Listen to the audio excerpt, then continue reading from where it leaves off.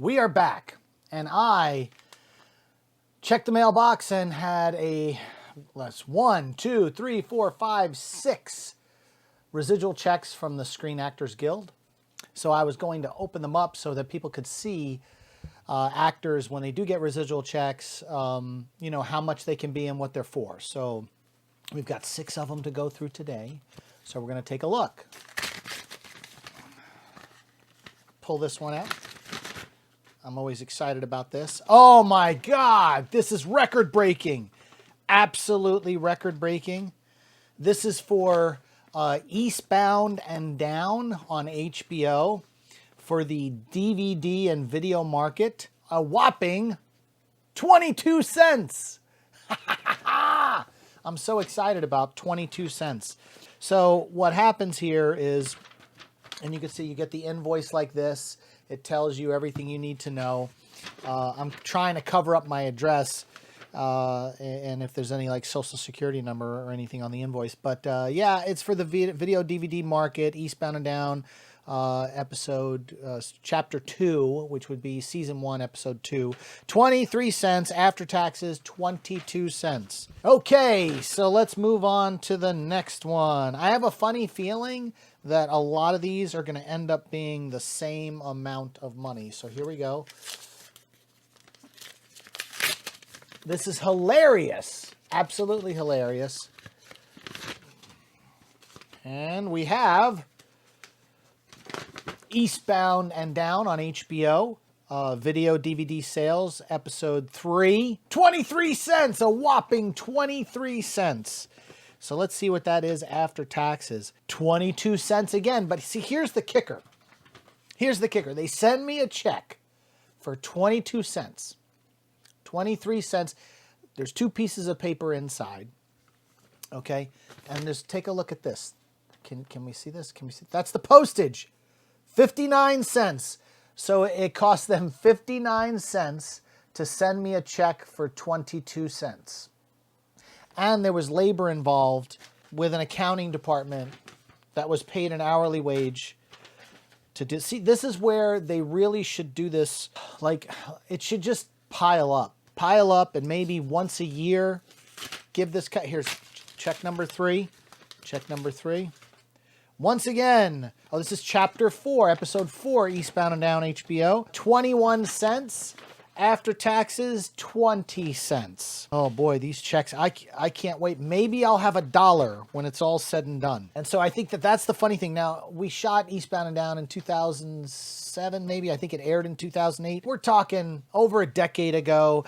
And the longer things are out there, they become what they call library, and they just don't give the return. Now, my first residual checks from these episodes were like $300 when it first aired.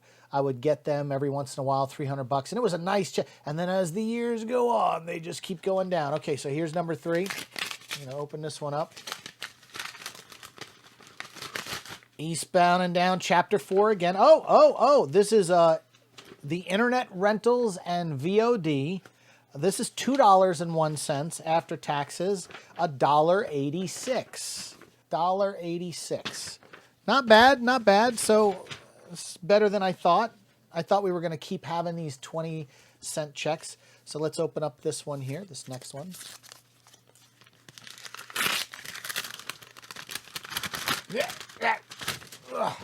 Eastbound and Down, episode 3, internet and rental VOD sales, $2.17 after taxes, $2.01. You know, it's so weird about the taxes because you never know, like, they could be for the same amount, but then when the taxes are deducted, it's different. So I don't know how they do the accounting on that one. Okay, it looks like this is the last one out of the 6, the last one. Every time I hold up this, it's like a white bounce, and it keeps making me backlit. Sorry about that. So here's the last one. I'm going to open up this one here.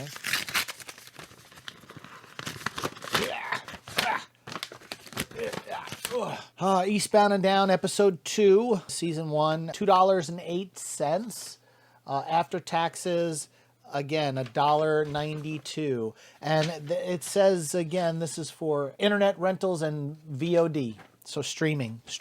So there you have it. We got $1.92. We've got $2.01. We've got $1.86. Got 22 cents. This is hilarious. 22 cents, 20 cents, and 22 cents. So there you have it.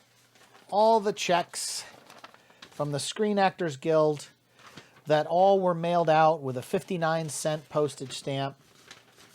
Screen Actors Guild, all my invoices here. I get to save all this stuff. Yes, this kind of money is hilarious, but at least, you know, getting paid something for work that I did in 2008 is pretty good, even if it's chump change. Like right here, honestly, like this gets me a gallon of gas. So, I mean, you got to find the silver lining in all of this. Now, I've got some friends that are in the that are actors. They'll remain nameless. I remember having a conversation with one actress that told me she was on a hit show that went for over 10 seasons, and she would get like 30 grand a year in residuals from the global market. You know, it would come in. So if you're on a hit show and this was like 3 episodes. I did 3 episodes of Eastbound and Down. But if you're a series regular and your deal is structured properly, you'll make a ton of money. But even now, I would assume everyone is making, if you're what you call a day player, under 5 lines, which is what this was a day player, you're making about this time if the show's been out for over a decade. So there you have it. I'm still an actor, according to the Screen Actors Guild. And I do act still. I do have an agent that, you know, I work with. He's in Atlanta, Georgia. I don't push. I mostly work crew now in the film industry, behind the scenes. I still act, and I still love to act. And I just did a short film not too long ago, which was absolutely fantastic. It was fun stuff. But as far as the rat race goes, you know, trying to be, you know, the next big thing. I mean, after almost 30 years of being in the business, I see how crappy it can be for these actors at the top. Constantly being hounded, constantly, and it's just over the years, it's a turnoff, man. Like they have no life, no anonymity, if that's the right word. I feel like I was just like on Finding Nemo saying anonymity. You know, when I was in my 20s, I was like, yeah, I want to be the next Brad Pitt. You know, and then you hit your 30s, and then you're booking 1 or 2 jobs a year as an actor. But I was getting more crew work.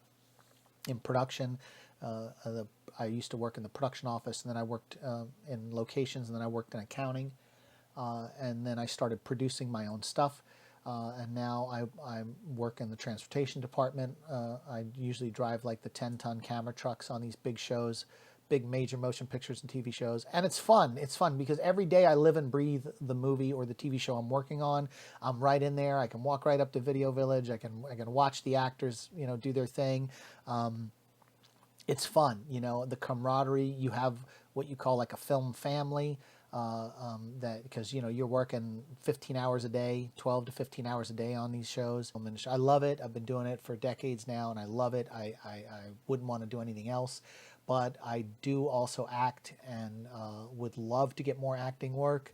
But at the same time, you know, you can make $50,000, $60,000 working on one show for 4 or 5 months, and then like, you know, you make $1,000 for doing one day player part on a TV show. So you have to weigh out like, do I want to be a bartender scraping by, making no money, or waiting tables? Just to get the $1,000 job, or do I want the $50,000 job that lasts months where I'm on a movie set the whole time, and I get to do cool things like sometimes they'll throw you in a car, drive the police car, you know, in this scene, or you know, there was one movie I did for Amazon where they had all these aerial shots with drones flying over, and it was filming the cars. So instead of wasting the actors' time, they're in the trailer, they throw me in the car because you're never going to see my face, and I'm doing all the road work with the car. And so that's fun. You get to do those kind of things and be right up there, you know, right in the mix. You know, and be on camera, even though you're not going to see me, but the car driving over the bridge in the aerial shot, that was me driving. That wasn't the actor driving. They don't waste their time doing that. They focus on their learning their lines and being in the trailer doing that. So they get other crew members like me to do that stuff, which is fun. But again, like, I'm an actor first and foremost, but at some point in your career, if you're not where you want to be as an actor, you have to figure out, look, I want a 401k, I want health insurance, I want the medical, the dental, I want to have a family. I want to do, and you can't do that waiting tables for the rest of your life, or being a door person at a club, just waiting for the one job, hoping it breaks, and you put 20, 30 years in. Most overnight successes in Hollywood as far as actors are 20 years. You put 10, 15, 20 years in, and you may get that break. But for the most part, 85% of all the people in the Screen Actors Guild are day players. Cashier number one, restaurant manager, the police officer that walks up and writes the ticket. And to strive to just be that person, even though it's kind of fulfilling, it doesn't give you the financial security that you would want, which is why I started producing my own projects, trying to sell movies. I do all sorts of stuff on the side, like pitch decks for people that are trying to sell their project. I'll cut together scissor reels, I edit. So I keep myself creatively involved, and then, I'll get someone that just came to me and put me in a 48-hour film festival movie that was fantastic, and I loved it. It was one of the best experiences I've had in years. So you'll get those jobs while you're still trying to get the other jobs, but also have a financial stability by being a working crew member in the film industry. That's been my journey. We all would have I would have loved in my 20s to have been the next big hot thing.